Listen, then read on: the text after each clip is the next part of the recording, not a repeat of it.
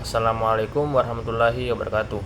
Sebelumnya perkenalkan, nama saya Wahyu Alamsyah dengan NIM 23040450129. Di sini saya membuat video sebagai rangkaian untuk mengerjakan UAS dari teori-teori kepribadian. Baiklah, di sini saya akan menjelaskan apa yang saya tuangkan di artikel saya, yaitu dengan judul Teori Psikoanalisis Sigmund Freud untuk memahami kepribadian introvert. Nah, sebelum saya menjelaskan atau menerangkan apa hubungan teori psikoanalisis Sigmund Freud dengan kepribadian introvert, saya akan menjelaskan terlebih dahulu definisi, ciri-ciri serta tanda orang-orang introvert. Introvert adalah kepribadian yang cenderung mendapatkan energi dari waktu sendiri dengan lingkungan tenang. Mereka lebih fokus pada dunia internal serta pikiran dan perasaan, serta menikmati interaksi sosial yang mendalam dan terbatas.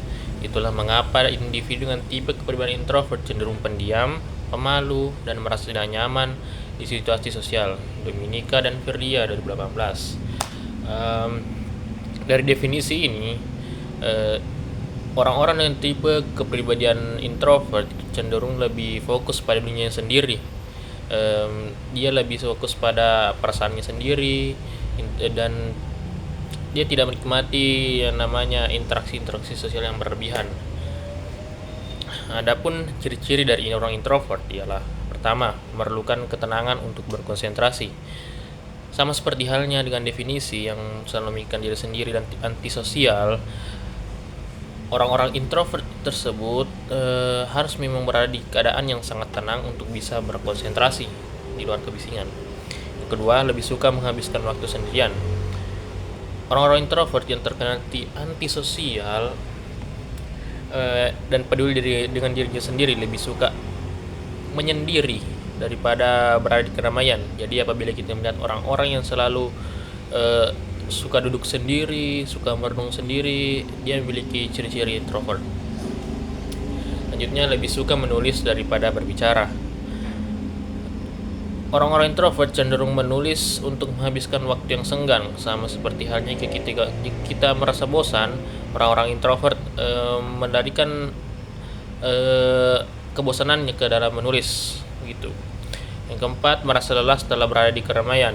Orang-orang introvert yang terkenal antisosial ternyata memiliki kelelahannya sendiri apabila berada di keramaian. Mungkin ini adalah salah satu faktor kebiasaan mereka yang sering cenderung sendiri, dan apabila dikaitkan dengan keramaian, mereka lelah sendiri. Dan terakhir, memiliki sedikit teman tapi sangat dekat dan intim. Orang-orang introvert memiliki teman yang bisa dibilang hitungan jari lah, tapi orang-orang yang mereka dekati itu bukan orang-orang yang sekedar teman, sekedar jalan bersama bagaimana. Orang-orang introvert berteman bukan hanya sekedar teman, tapi lebih dari itu. Entah mereka saling tolong menolong, kayak seperti keluarga saudara sendiri, itu. Kepribadian introvert merupakan kepribadian remaja, sehingga remaja cenderung memilih sendiri atau hanya memiliki sedikit teman. Remaja yang berkepribadian introvert lebih berpikir ke arah subjektif daripada dirinya sendiri. Selanjutnya itu tipe-tipe kepribadian introvert. Ternyata introvert sendiri itu bukan hanya jika kita melihat orang-orang yang suka sendiri, pemalu, bukan seperti itu. Ternyata introvert sendiri memiliki tipe-tipenya. Yang pertama, social introvert. Social introvert lebih memilih berinteraksi dalam kelompok kecil atau satu lawan satu daripada berada di kerumunan besar. Intinya mereka lebih suka face to face daripada kumpul-kumpul bareng, begitu. Selanjutnya, thinking introvert. Tipe ini lebih fokus pada pemikiran dan refleksi internal. Mereka sering menghabiskan waktu merenungkan ide dan konsep, serta lebih nyaman berkomunikasi melalui tulisan daripada lisan. Ini mungkin yang menjelaskan salah satu ciri orang introvert, jadi lebih suka menulis daripada berbicara, gitu. C. Anxious introvert.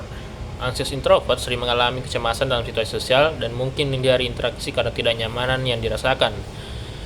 Sama seperti pengertian pada umumnya, orang-orang introvert lebih suka cenderung sendiri dan antisosial. Introvert yang menjelaskan sering mengalami kecemasan dalam situasi sosial dan mungkin menghindari interaksi karena tidak nyaman yang dirasakan. Mungkinnya itu yang menyebabkan mereka antisosial dan lebih suka menyendiri daripada berkerumun di tempat-tempat yang ramai kayak di kafe dan semacamnya. Ada restrained introvert. Tipe ini biasanya lebih tenang dan hati-hati dalam mengekspresikan diri. Mereka mungkin memerlukan waktu mencerna informasi sebelum memberikan tanggapan atau pendapat. Ya, seperti jika kita ingin berbicara, kita harus memikirkan terlebih dahulu apa yang ingin dibicarakan, dan seperti biasa orang-orang introvert itu sangat sedikit atau sangat menghemat kata. Begitu. Yang terakhir, kreatif introvert. Kreatif introvert memiliki imajinasi yang kaya dan sering menemukan inspirasi dalam kesendirian. Orang-orang introvert yang sering menyendiri, sering merenungkan entah apa yang direnungkan dalam kesunyian, ternyata mereka nggak sekedar merenungkan. Kadang ada ide-ide brilian yang mereka hanya bisa temukan jika mereka sendiri.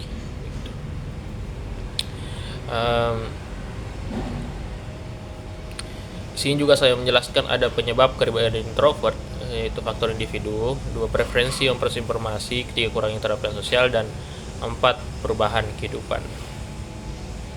Nah, kita langsung saja masuk ke psikoanalisis Sigmund Freud. Teori psikoanalisis yang dikembangkan oleh Sigmund Freud pada akhir abad ke-19 dan awal abad ke-20 merupakan salah satu pendekatan paling berpengaruh dalam bidang psikologi dan psikiatri. Freud, seorang neurologis asal Austria, mengembangkan teori ini sebagai cara untuk memahami dan menjelaskan perilaku manusia, terutama dalam konteks ketidaksadaran, konflik internal, dan pengalaman masa lalu. Dalam pandangan Freud, banyak dari pikiran, perasaan, dan perilaku individu dipengaruhi oleh elemen-elemen yang tidak disadari dan seringkali berakar dari pengalaman masa kanak-kanak. Nah, Freud sendiri membagi struktur kepribadian menjadi 3 unsur, yakni das Es yaitu id, das Ich yaitu ego, dan das Über-Ich yaitu superego. Nah, Freud juga memberikan penjelasan mengenai mekanisme pertahanan diri. Mekanisme pertahanan diri sendiri yaitu berfungsi melindungi dari ancaman-ancaman eksternal atau adanya impuls-impuls yang timbul dari ansitas internal dengan medistorsi realitas dengan berbagai cara. Adapun bentuk-bentuk mekanisme pertahanan ego yaitu yang pertama represi atau repression. Golongan mekanisme ini adalah pertahanan paling kuat. Hal ini seperti mendorong impuls id untuk keluar dari alam bawah sadar ke alam sadar. Memori menyakitkan yang pernah dialami oleh individu dapat dimunculkan kembali oleh impuls id tersebut. Freud menjelaskan represi sebagai suatu tindakan menghapuskan suatu secara tidak sengaja dari kesadaran. Represi berasal dari ego ketika ego yang terakhir, mungkin atas perintah superego, menolak untuk mengesesikan dirinya dengan kateksis naluriah yang telah dibangkitkan dalam id. Karena penolakan dapat diartikan sebagai menutup mata seseorang dengan adanya aspek yang mengancam. Penolakan terhadap kenyataan yang ada mungkin paling sederhana dan semua mekanisme pertahanan diri. Inilah cara untuk memutarbalikkan apa yang dipikirkan dan dirasakan seseorang dalam situasi trauma masa lalu. Yang terakhir, pengalihan, displacement. Mengalihkan perasaan tidak senang terhadap satu objek ke objek yang lain lebih memungkinkan, merupakan upaya dari ego melakukan pengalihan.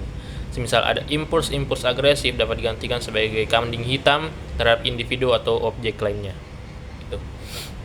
Nah, di sini kita akan masuk ke pembahasannya, itu hubungan teori psikoanalisis Sigmund Freud dengan kepribadian introvert. Teori psikoanalisis yang dikembangkan Sigmund Freud memberikan kontribusi yang signifikan dalam memahami kepribadian manusia. Manusia karakteristik introversi. Meskipun Freud tidak secara eksplisit membahas introversi sebagai konsep terpisah, banyak ide dalam teorinya yang dihubungkan dengan sifat-sifat individu introvert. Pertama, konsep dasar psikologi Freud. Freud mengembangkan teori kepribadian dari 3 komponen utama: id, ego, dan superego. Id mungkin sudah dijelaskan dari atas. Id adalah bagian dari kepribadian yang berbasis berdasarkan prinsip kesenangan. Ego berfungsi sebagai mediator antara id dan realitas eksternal, dan superego adalah aspek moral dari kepribadian yang menginternalisasi norma-norma sosial dan etika. Introversi, selanjutnya introversi dalam kerangka psikoanalisis. Dalam kerangka psikoanalisis Freud, introversi dapat dilihat sebagai hasil dari interaksi kompleks antara id, ego, dan superego.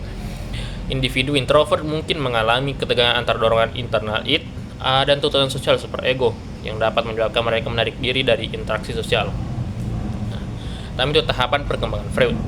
Freud mengungkapkan bahwa kepribadian terbentuk melalui serangkaian tahapan perkembangan psikoseksual: oral, anal, falik, laten, dan genital. Jika seorang individu mengalami ketidakpuasan atau konflik di salah satu tahap ini, itu dapat mempengaruhi cara mereka berinteraksi dengan dunia luar. Mungkin ini salah satu alasan ada orang yang berkepribadian introvert, karena salah satu tahapan perkembangannya tidak terpenuhi atau ketidakpuasan di salah satu tahap perkembangannya.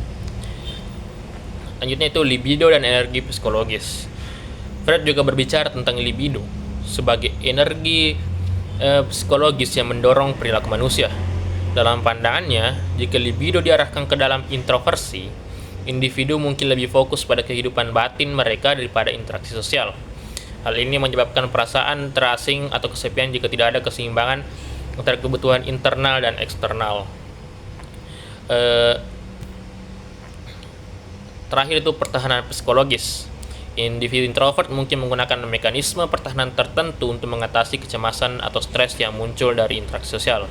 Biasanya, misalnya mereka mungkin menggunakan isolasi atau penghindaran sebagai cara untuk melindungi diri dari situasi yang dianggap menegangkan. Mungkin itulah penjelasan saya, yakni terkait teori psikoanalisis Sigmund Freud untuk memahami kepribadian introvert. Saya mungkin memohon maaf terlebih dahulu karena dalam proses penjelasan saya terlihat sering membaca dan tidak fokus kepada kamera. Tapi saya berani jamin bahwa yang saya baca itu sendiri adalah apa yang saya tuangkan ke dalam artikel saya. Jadi mungkin cukup segitu dari saya. Assalamualaikum warahmatullahi wabarakatuh.